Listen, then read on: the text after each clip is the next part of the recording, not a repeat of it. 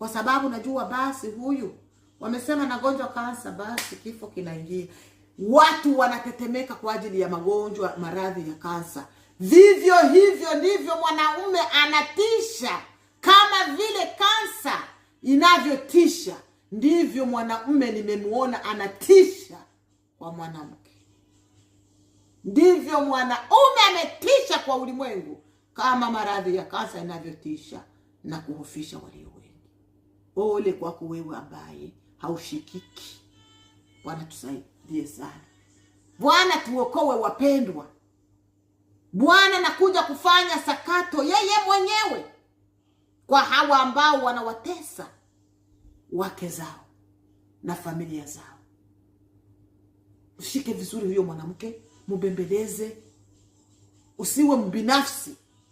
Kuzalisha mwanamke na kumwemelea sio tosha. Tazama